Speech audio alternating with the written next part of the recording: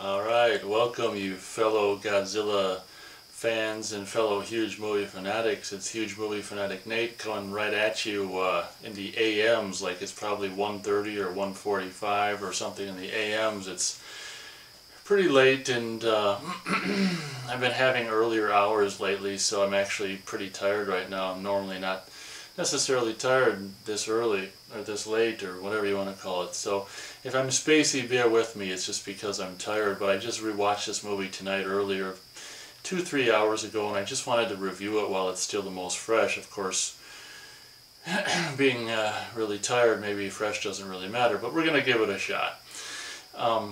So I'm here to review Godzilla versus Gigan from 1972, basically the year following the release of the Godzilla vs. Hedorah, aka the Smog Monster, which I formerly just reviewed, which I actually really, having rewatched it, really like, and it's probably one of my favorite early Godzilla movies from the early, years, I think it really stands out, and it's not so goofy, and it's just more, I don't know, it's got so many cool different things about it. But anyway, I don't want to start re-reviewing that. So first of all, I have this really quick clip from when I was 12 that I wanted to show you, where I've just briefly mentioned this movie. I figure since I have the clip, I might as well show you. So this is just a really brief clip recorded with a Fisher-Price PXL 2000 black and white toy video camera when I was 12, and I'm briefly mentioning, and I guess a very, very brief review of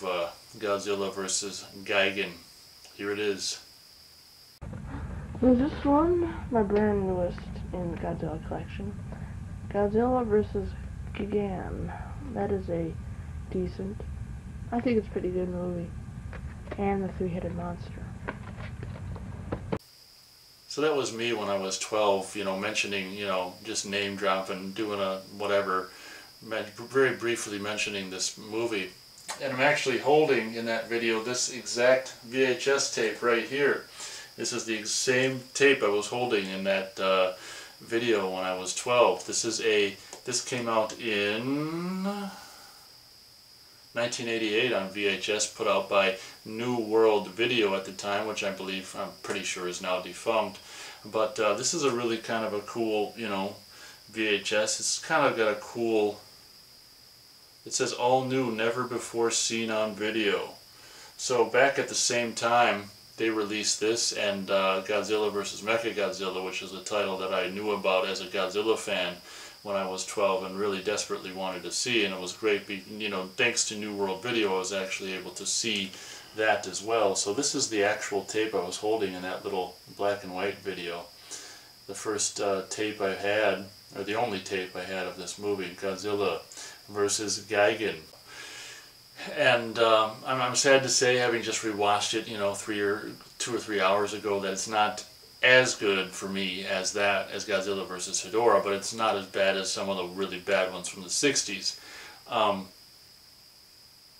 It's still got that kind of cool, I grew up with this, so maybe I'm a little more partial to it, but not that partial.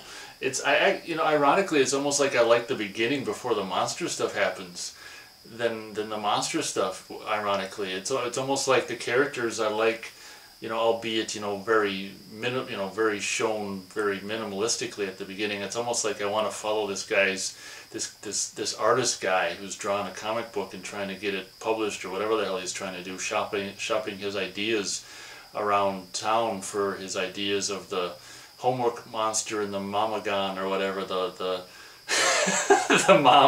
annoying mom monster and all this stuff. And it's almost like I want to just see a movie about this guy and his cute, black belt girlfriend just trying to get his comic off the ground, and it's kind of like, oh, when the monster stuff happens, it's like, oh, I want to see him, further his career. But so ironically, I kind of like the characters, although we don't really see much of them. We just introduce them at the beginning, and this one is very competent, I think. Where it's longer than the last one, Godzilla vs. Hedorah. It's like 90 minutes or something, or very close to it, and it's longer, but it moves at a pretty brisk pace as well. like I say, I really like how it begins, and I actually am into the characters. You got two pretty cute girls in it, and the girl that the guy runs into when she's running out of the place stealing the tape, the action tape 2 or whatever the hell it is, you know, she's seen in the first part of the movie in a skirt, and oh man, she got some legs. But I kind of have a thing for Asian women as well as just kind of any women, really.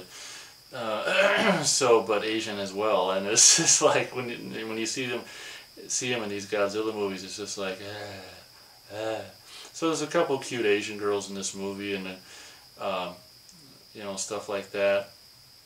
So I mentioned in my previous review, the Godzilla review, Godzilla vs. Aurora, that movie, which is kind of welcome at the time, really doesn't have any of the normal stuff that's normal that's been repeated over and over in the 60s, which is bad guys, bad humans, you know, military shooting, you know, bottle rockets that, you know, like 80% of them just miss the monster and fly right over or hit the water, and it's just like, what kind of aiming systems do you have? And this one has that stuff again, so it's kind of like, retreading some of the stuff that they already did a billion times in the 60s. So basically the antagonists, the bad guys of this particular movie are alien, I'll just spoil it, alien cockroaches from another planet. I don't know what planet, I can't remember the name of the planet, but whatever. It's an Earth-like planet, and they're basically cockroaches that, I don't know how the hell they got to Earth, but whatever. So they take the form of humans, and they're trying to make this, I wrote this down because I can't remember it. So they built this World Children's Land, which is kind of cool little, you know, place where most of the monster action wraps up at the end, and they completely, of course, destroy it, which is like this park, this thing with, I also wrote down, it features a Godzilla tower, which is kind of a cool idea, which they should really build in Tokyo or something like that, which is a life-size version of Godzilla with like an elevator that goes up his stomach, and the main, you know, office or whatever is in his head and stuff, and his eyes are windows.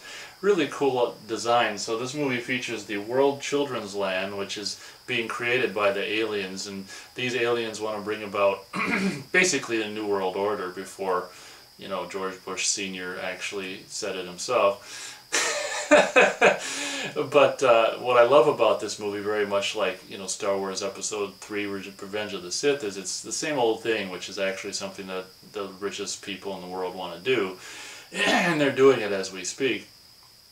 Which is when a controlling body refers to peace, they basically mean just complete tyranny over the rest of the people, and what they mean is like peace for them. So it's the same thing with like the Emperor Palpatine is like peace for, you know, the controller, basically. And this movie follows that premise, where these cockroach aliens from whatever Cockroachville planet they come to Earth, and you know, they want to make, I don't know why. I mean, why can't they just thrive in the whatever?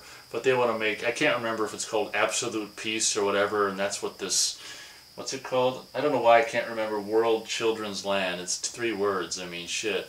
Maybe it's because it's like 2 a.m. in the morning or something. They're always talking about when this artist guy goes there to have a meeting, he's like, yeah, this is World Children's Land, and this is a great idea if I say so myself. This is the Godzilla Tower, and this is the whatever, cafeteria and whatever. Anyway, I'm going on way too long. So long story short, the cockroaches with this guy who's like, kind of like a guy from Children of the Corn, like a small version of an adult or whatever, I don't know, whatever. He's the shit, I forgot what they call him, the chairman, I think. He's the head honcho and the controller of everything, and this is all based out of World Children's Land. So basically they have these two, I think it's like 2 tapes, you know, it's 1972, so it's tapes, you know, not a memory card. These 2 tapes that have all this weird signal. It's like, long story short, these 2 tapes, when they play them, are, they like summon King Ghidorah yet again, I mean, whatever. And for the very first time in a Godzilla movie, Gigan's debut. And Gigan, it's kind of dumb in a way having like him paired up with King Ghidorah, because it takes away Gigan's fire, in my opinion. It's just like, okay, we're introducing a new monster, but here, we're going to introduce him alongside a monster we've seen billions of times already, so whatever. This movie is basically a tag team movie versus, it should be called Godzilla and Anguirus versus Gigan and King Ghidorah, because that's what it is. It's like this foursome, this tag team, just battle royale, if you will. And having rewatched it a couple hours ago, I was disappointed to see, and this is the kind of stuff I really don't like, but it was before the home video era, so they probably could get away with it a lot easier back then. When they always show battles between King Ghidorah and Godzilla from previous movies, maybe even movies 10 years old from the 60s and stuff, and there's like 2 or 3 times in the movie where they insert, battle scenes and all kinds of stuff from previous movies, and I really, obviously don't dig that crap. And there's a lot of destruction stuff in this movie that's just kind of like Michael Bay, like, yeah. We've seen it before, and in a lot of cases, literally, it's footage we've seen, from other movies, having been reused even in other movies before. So that kind of stuff loses points for me. But I like the characters in general. Ironically, it's the movie that like I said before, actually wouldn't mind seeing more of the characters, just trying to get by and sell his drawings and stuff. But whatever. So I don't know. I guess there's not much more to say. King Ghidorah and Gigan come down and start destroying this. It's like I say, stuff from the 60s rehashed, same plot. Aliens want to take over, yada yada yada. So some of the cool set pieces, like I say, I think that World Children's Land and Godzilla Tower are some of the best aspects of this movie as far as cool production design and stuff. There's this really nifty scene where these guys come and they blow up a balloon and they float it up to the top so their friends can escape and slide down a line, and they actually have miniature little figures sliding down a line. And I love that. I eat that crap up. I love it. I love that miniature figures stuff and stuff. They get away with so many cool ideas just by doing it in miniature in these movies. Another thing that I thought was really funny, even ever since I saw it when I was 12, was this thing. This guy's an artist, so he can draw because he's an artist. So the thing that the way they actually defeat the cockroach aliens is they put, with the military's help, they get a whole bunch of TNT and they put it in the elevator, and then this guy drew up a life-size drawing of all the characters, all the good guy characters from this movie, which is like I think 5 people or something like that, and the cool comic book poses with drawing. I mean, this is just a big life-size drawing of them, like caricature versions of themselves, with like guns pointing like this, and it's just like, and they put the TNT in the elevator and then they tape that drawing in front of it. So then they send the elevator up to the top where the bad cockroach aliens are, and it's just like, the elevator's coming up, go shoot them, and it's like, the door opens and you see this drawing of the people, and it's just like, they shoot the drawing and they're shooting the TNT behind it, and it blows the whole damn top of the Godzilla Tower, which is his head off, and that's the destruction of the cockroach aliens. I just think it's so funny because it's like, but I guess I can't. I think, are these people that actually shoot, are those humans or cockroaches? I don't know. I think those are humans, but Jesus, I just think it's so funny. Like, if the door opens, you see drawings of people that you think that they're people, so we better shoot the drawings. Oh man, it's just kind of a cool idea. That might work better in a comic book than it does in a movie, but it's just like, oh shit, I don't want to get shot by these drawings, so we better shoot first. Anyway, that was very funny. So some of the coolest aspects is the whole World Children's Land. I think I remembered it without looking at it. Of course I had to look at it to confirm I remembered it, but whatever. So World Children's Land, and the fact that the monsters just end up in that and just destroy it to shit, of course, is cool. And Godzilla ends up, being, I think, thrown onto his Godzilla Tower, and he destroys it, which is kind of ironic and cool and stuff like that. So I think I'm going to go 2 stars for Godzilla vs. Gigan. For me, it's not as good as, Godzilla vs. Ghidorah, but it's better than a lot of them from the 60s and stuff. I like the characters, the girls are cute and whatever, and one of the funniest things at the end of the movie is when the cockroaches are destroyed, they show them like laying under a pile of rubble or whatever, and this one guy's human, he's like, where are you, cockroach? Or he doesn't say that, but where are you? This is the chairman who said that. Where are you? And this guy's a human, and then they cut to a cockroach under a piece of rubble going, I'm here. I'm over here. What happened? How did the machines fail us? And it's like, I don't know. We did everything according to plan. And it's just like, it's so funny, like, when you see the human, like, where are you? And then they cut to a cockroach, I'm here. It's just so great. And then the chairman, you know,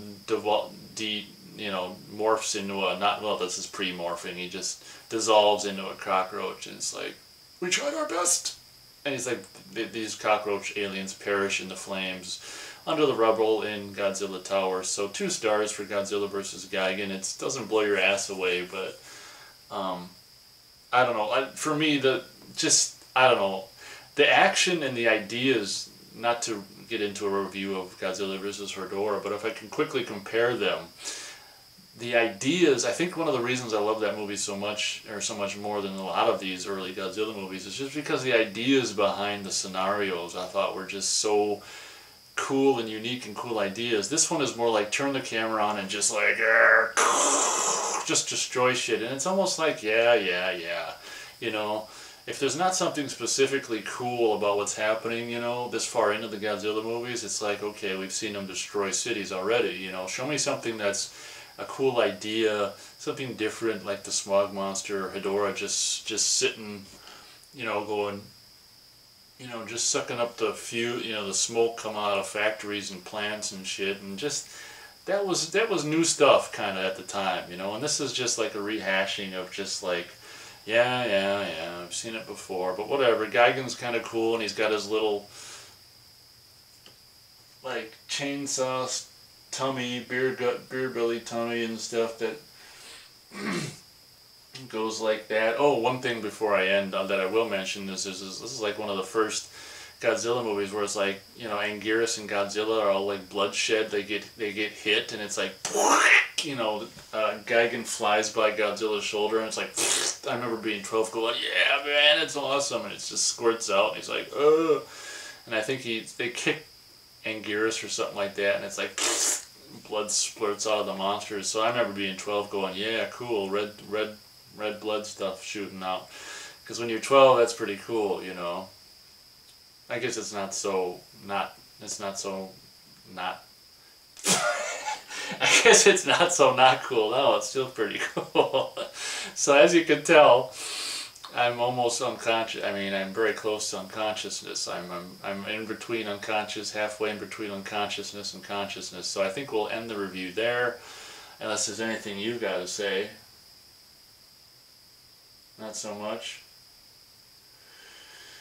So I hope you enjoyed this review of Godzilla vs. Gigan. I think I covered everything. If I didn't, oh well. Thank you very much for watching. I might take a day or two off, although I think I actually like the next one coming up, which is Godzilla vs. Megalon.